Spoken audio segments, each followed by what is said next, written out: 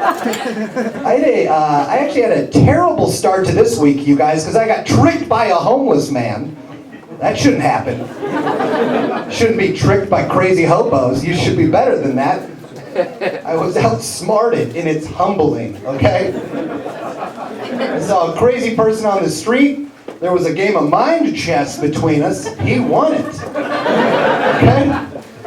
Moves were made. My goal in the game that we played was to go on with my day. Okay? And his goal in the game we played was to get me to see his dick. He fucking nailed it, guys. I mean, crushed it out of the park. So good. He had a perfect checkmate move of a wave and then a point down. Oh, what an evil genius. You got me. Every time. Seeing his filthy wiener is not the biggest mistake I've made, you guys, okay? It's not the biggest mistake, because this is the biggest mistake I've made. Oh, yeah, Brooks, you'll love the Chili Peppers forever. Oh, yeah, you will. Those lyrics will never grow tiresome. What's he saying in that one song you love? Oh, it's bing bong da ding dong. Oh, Anthony Kiedis, you lyricist. Wow. And I didn't learn from my mistakes, guys, because then I got an ocean on my side. Oh, dear God, Brooks. Oh, your high school self is out of control. It would make maybe a tiny bit of sense to get an ocean on my side, guys. But I grew up in Iowa, having never seen an ocean before. And I was like, yeah, oceans are probably pretty fucking cool. Let's do that. Let's get that on there forever and ever. It would make more sense if I had the Mississippi River with a Busch Light can floating. That represents myself. But nope, it's an ocean with a whale at the bottom of it. Oh yeah, Brooks, it'll be great being uncomfortable in public pools for the rest of your life. That's fun. Go ahead, wear a white t-shirt in there like the other fat 9-year-olds. That'll fool everybody. God, it's not just high school me that's an idiot. It's me now, guys. I'm still that idiot. I got fired 4 months ago. I was a biomedical engineer. I went to college for that, and I got a job, and it was like 2 years before they were like, wait a second. I took a picture of my boss, who I hate, and I put it on Twitter. She was opening up the refrigerator, and I took that picture, and then I put that on Twitter with the caption, feeding time! And she found it because she's a human who knows how computers work. She gets computers, so she's going to discover that probably. So she called me into her den one day. She's like, get in here. Because you have to fire me when that happens. You can't just look over that. You can't keep an employee who treats you like a bear. That employee needs to go. Okay?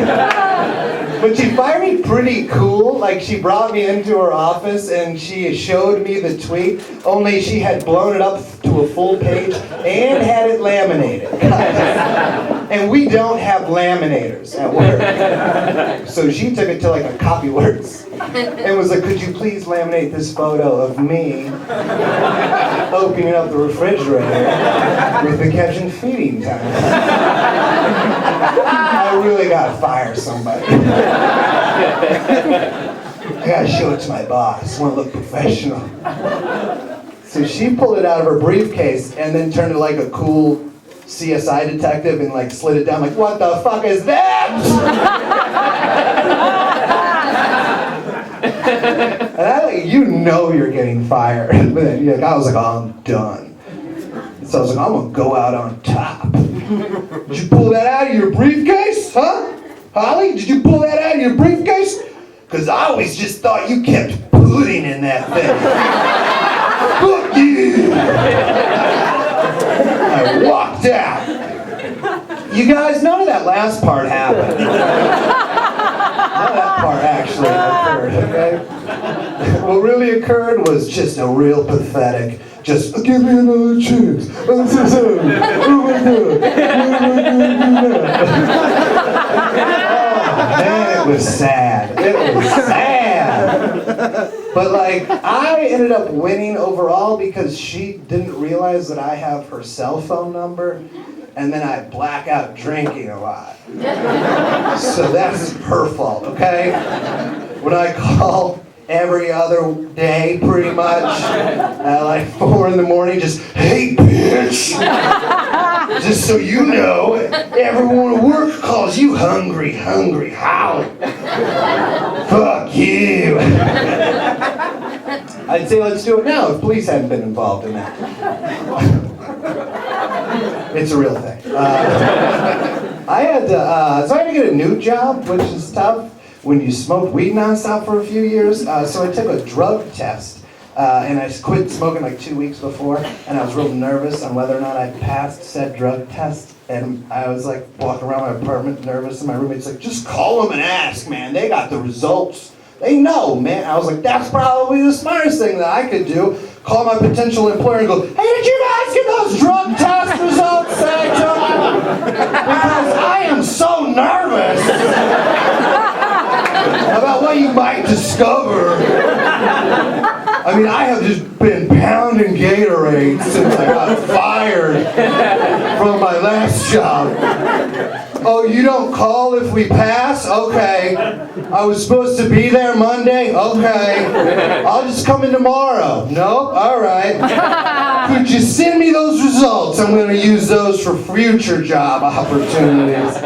Because right after that test, I went ahead and smoked a thin bone. That's just what I envision idiots call joints, guys. And I was doing a real good idiot impression there.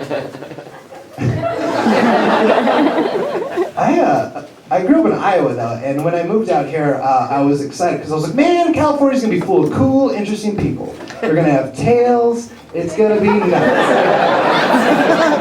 And I couldn't be more wrong, you guys. You're boring. It's super boring. You're just like Iowa. Because when I moved out here, all you cared about was whether or not I've tried In-N-Out yet. Oh, gross. I just moved here. Have you tried our hamburger place? Have you gone yet?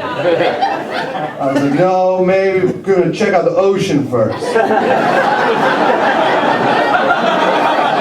maybe I had heard about it.